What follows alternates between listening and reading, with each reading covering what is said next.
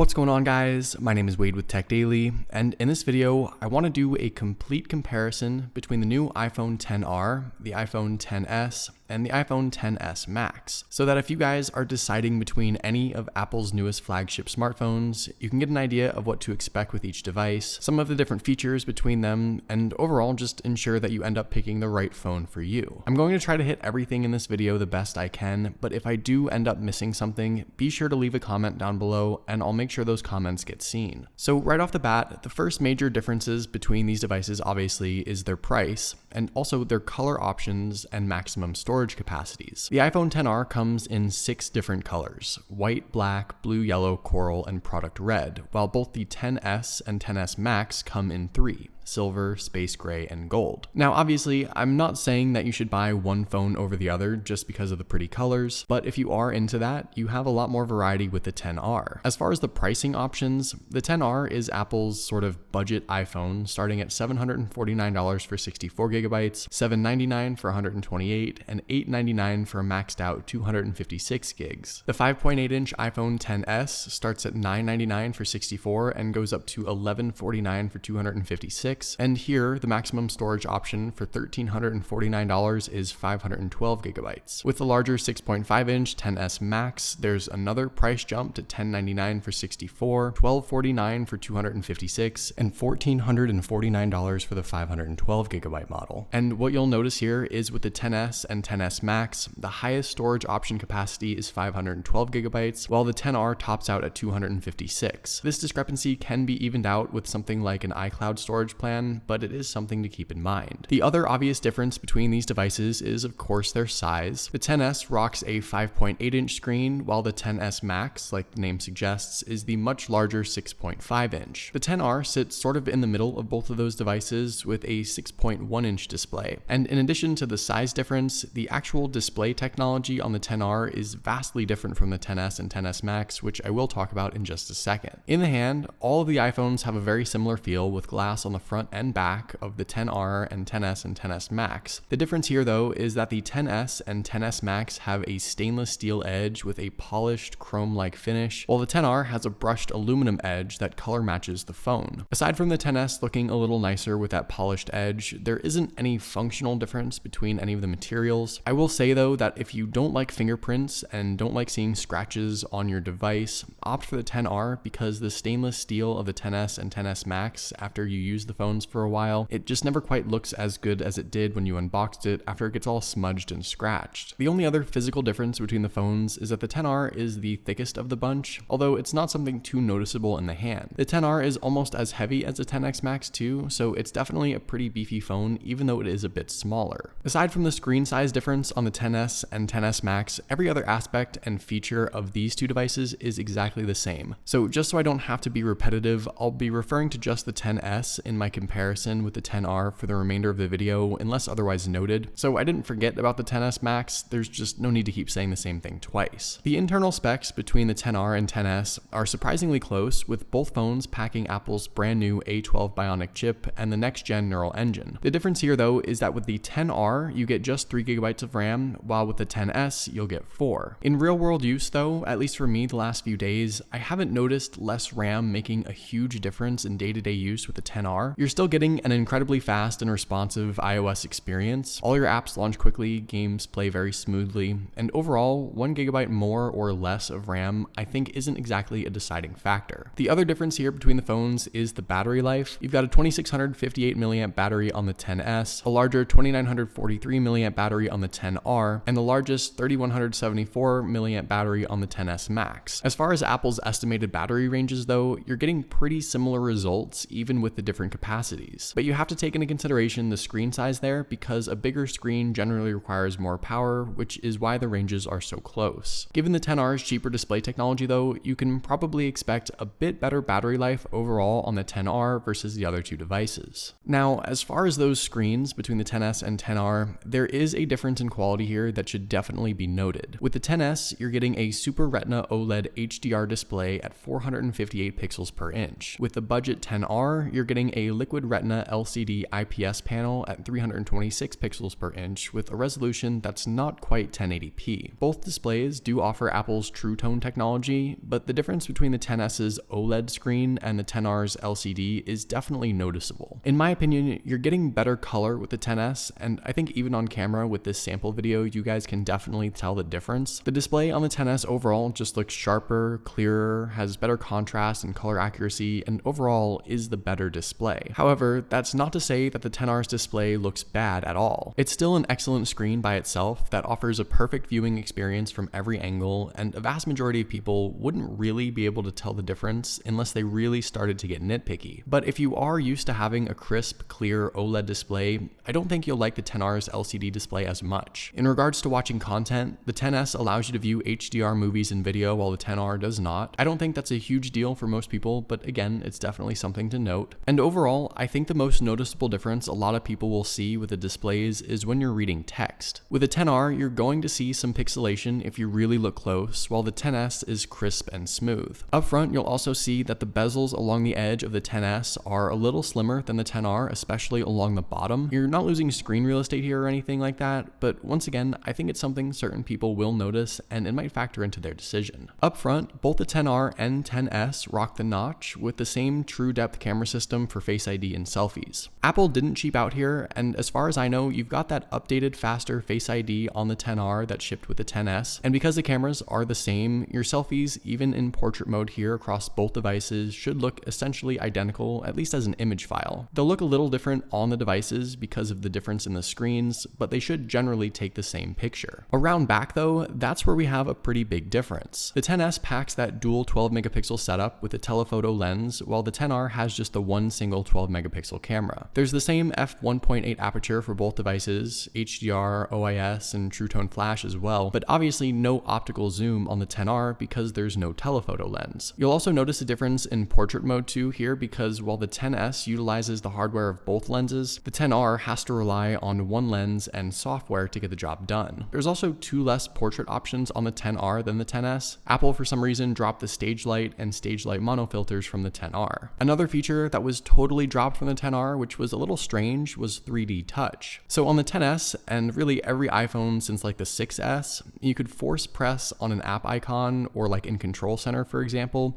and it would open a bunch more options that you could interact with. On the XR, there's no 3D touch whatsoever, but you can sort of long press instead on certain things that used to be 3D touch. In the Control Center, for example, this works fine, but app icons no longer have those shortcut options anymore. So if you're a big 3D touch user, keep in mind that the XR drops that feature completely. One more interesting difference between the XS and XR is their water and dust ratings. Apple really highlighted the improved IP68 certification on the XS during their keynote, but the XR retains an IP67 rating. Basically what that means is that while both devices are water and dust resistant, the XS can withstand being dunked in 2 meters of water for 30 minutes, while the XR can handle just 1 meter of water for 30 minutes. The only other difference between the XR and XS is with their LTE speeds. The XS supports gigabit class LTE on select networks in some areas, while the XR retains the standard LTE advanced network. This isn't something that most people will notice at all, but it might be a factor in your area depending on your network. So there you go, those are pretty much all of the differences between the XS, the XS Max, and the XR. Hopefully you guys enjoyed this video, and like I said, if I happen to miss anything big, definitely let me know in the comments below, and I'll pin the comment or at least add it in the video description. Also, be sure to follow TechDaily on Twitter and subscribe to the TechDaily YouTube channel if you haven't already,